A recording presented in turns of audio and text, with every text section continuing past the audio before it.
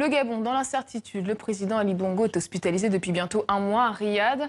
La constitution a été modifiée pour pallier cette vacance du pouvoir. On s'arrête ce soir sur les répercussions dans le monde économique.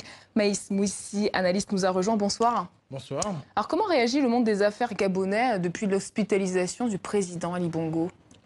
Comme la plupart des Gabonais, les opérateurs économiques sont dans le flou en ce qui concerne la santé d'Ali Bongo. Ils s'interrogent et on sent à analyser les signaux. La Cour constitutionnelle, en décidant de façon nocturne de modifier la Constitution comme elle l'a fait, pour autoriser le vice-président de la République à diriger les travaux du Conseil des ministres, a envoyé un signal pour le moins négatif.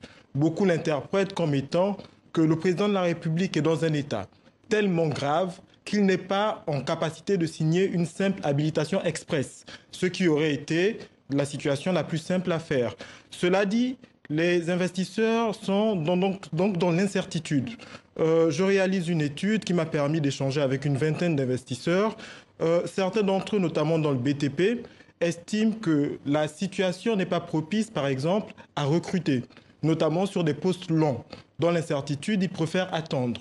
D'autres estiment que la façon dont les choses sont gérées et les incertitudes sur la situation et la stabilité du pays ne favorisent pas le fait qu'ils puissent engager des fonds propres dans des projets en ce qui concerne le pays. Donc on est en train de se diriger, si cette période devait perdurer, vers une sorte de stagnation économique qui ne dit pas son nom. Inquiétude aussi du côté des investisseurs. Alors on dit que la dette du Gabon est devenue l'une des plus risquées du continent. Ça veut dire quoi concrètement ? Alors il faut bien faire la différence. Lorsqu'on parle de dette la plus risquée, on parle en particulier de la dette financière cotée à la bourse de Londres. Il s'agit en réalité de 2 eurobonds que le Gabon a émis d'une valeur de 2,2 milliards de dollars, environ 1280 milliards de francs CFA. En fait, ce qui se passe, c'est que dès l'annonce de l'état de santé du président de la République, qui était d'ailleurs une annonce assez bizarre puisqu'on ne sait pas vraiment ce qu'il a, le cours de la dette cotée du Gabon à Londres a brusquement chuté. La prime de risque s'est accrue. Le yield, qui symbolise en fait le taux de rendement, a atteint 9,2%. Ce yield est le niveau de rendement le plus élevé parmi les dettes africaines cotées à la bourse de Londres. Cela signifie donc que les investisseurs ont comme une sorte de défiance vis-à-vis de la dette gabonaise et estiment peut-être que si la situation institutionnelle devait perdurer dans le flou actuel, il devrait avoir un risque qui empêcherait au Gabon de tenir ses engagements internationaux. Alors il y a aussi une échéance capitale, la loi de finances qui est en cours d'examen. Elle doit déterminer les recettes et les dépenses de l'État. Quel problème pose aujourd'hui l'absence d'Ali Bongo concernant la loi de finances ? En ce qui concerne la loi de finances, c'est très simple, c'est l'article 7 de la Constitution. La loi, comme toutes les lois au Gabon, est censée être promulguée par le président de la République. Et la loi organique sur la délégation des pouvoirs du président de la République fait que personne d'autre que lui ne peut promulguer la loi de finances. En des termes simples, la loi de finances, ce sont les ressources et les charges de l'État. Si la loi de finances n'est pas promulguée, l'État ne peut pas payer les salaires au 1er janvier. Si la loi des finances n'est pas promulguée, l'État doit 300 à 400 milliards aux créanciers du club de Libreville, les entreprises locales.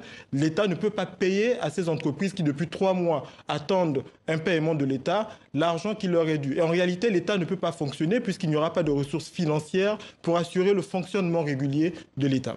Et dernière question, où en est-on aujourd'hui sur le plan des réformes qui avaient été annoncées par le gouvernement il y a quelques mois ?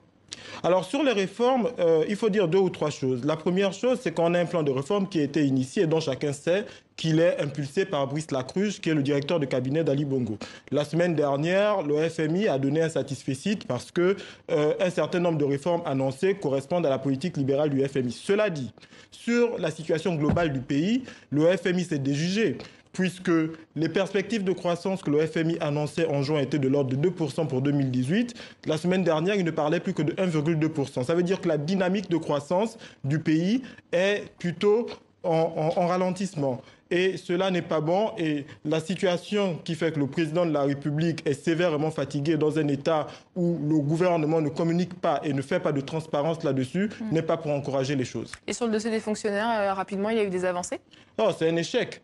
On a expliqué qu'il fallait réduire la masse salariale et réduire le nombre de fonctionnaires. Au moment où je vous parle, la masse salariale est toujours quasiment au même niveau, le nombre de fonctionnaires est toujours quasiment au même niveau. On a simplement stagné. Merci Maïs Moussi pour votre analyse et toutes ces informations.